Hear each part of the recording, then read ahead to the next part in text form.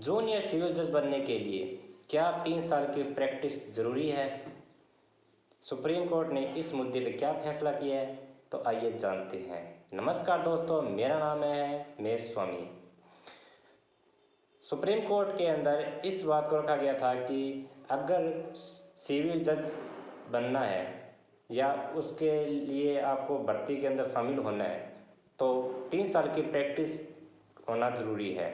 तो supreme court ने इस मुद्दे पे अभी तक कोई फैसला नहीं किया है। इस मुद्दे को उन्होंने अभी स्थगित किया है और इस मुद्दे को उन्होंने कहा है कि इस मुद्दे पे आगे इस पे हम बताएंगे। और इस कारण गुजरात और कर्नाटक जैसे कई स्टेटों में जूनियर सिविल जज की वैकेंसी पर रोक लगा दी गई है। अभी उसमें किसी प्रकार का कोई फॉर्म अप्लाई नहीं हो रहा है, ना कोई अभी नई वैकेंसी वो निकाल रहे हैं।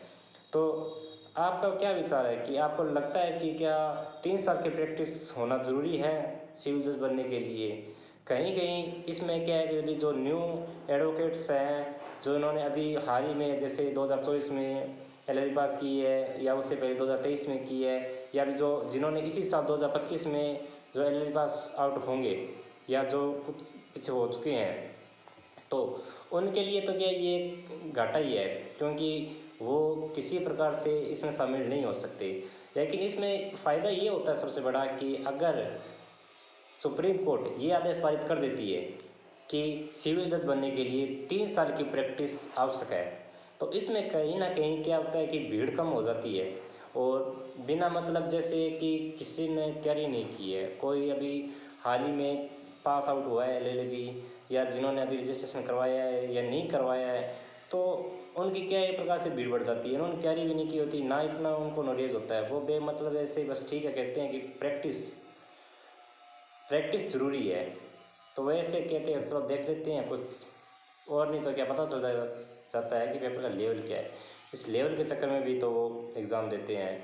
तो इसी को देखते हुए कर्नाटक और गुजरात ने सुप्रीम कोर्ट में इस बात को रखा कि सिविल जज बनने के लिए कम से कम 3 साल की प्रैक्टिस होना ज़रूरी है। तो सुप्रीम कोर्ट ने अभी इस मुद्दे पे कोई फैसला नहीं सुनाया है। उन्होंने इस निर्णय को प्रतीक्षा में रख दिया है और जब तक इस मुद्दे पे कोई फैसला नहीं आता तब तक कर्नाटक गुजरात में कोई भी सिविल वैकेंसी नहीं आने वाली है। और अभी जैसे राजस्थान में तो RJS की वैकेंसी आ चुकी है और इसके फॉर्म भी अप्लाई हो रहे हैं, कई कर चुके हैं और कई अभी कर रहे हैं। तो अभी इस वैकेंसी पर तो किसी प्रकार की कोई रोक नहीं लगाई गई है और चल रहे हैं फॉर्म अभी।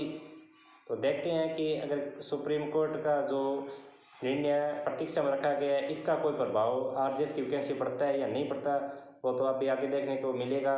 बाकी ये है कि इस बार RJS की वैकेंसी भी तो सिलेबस को बहुत ज़्यादा बढ़ा दिया गया है। जैसे कि इसमें पुराना जो अपना कानून था जैसे कि IPC CRPC या एविडेंस, तो उसके साथ में न्यू BNS और आपका ये BSA, तो इनको भी जोड़ दिया गया है। इसके अलावा अलग से कई प्रकार के और एक्ट है जो महिला और बालक से संबंधित है। इसके अलावा SC ST हो गया, तो और भी कई चीज़ें हैं जो इसमें न्यू जोड़ दी गई है।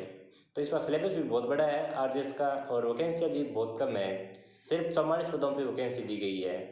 तो देखते हैं कि क्या पेपर का लेवल रहता है। बस वो लेवल वाली बात है कि अगर इसी चीज़ को देखते हुए गुजरात और महाराष्ट्र ने गुजरात और कर्नाटक ने सुप्रीम कोर्ट में ये लगाई थी कि रिट है कि इस पे ये होना चाहिए कि सिविल जज बनने के लिए कम से कम 3 साल का एक्सपीरियंस होना ज़रूरी है। तो आपकी भी क्या राय है इस पर हमें कमेंट करके ज़रूर बताएं। धन्यवाद और ऐसी जानकारी प्राप्त करने के लिए हमसे जुड़े रहिए।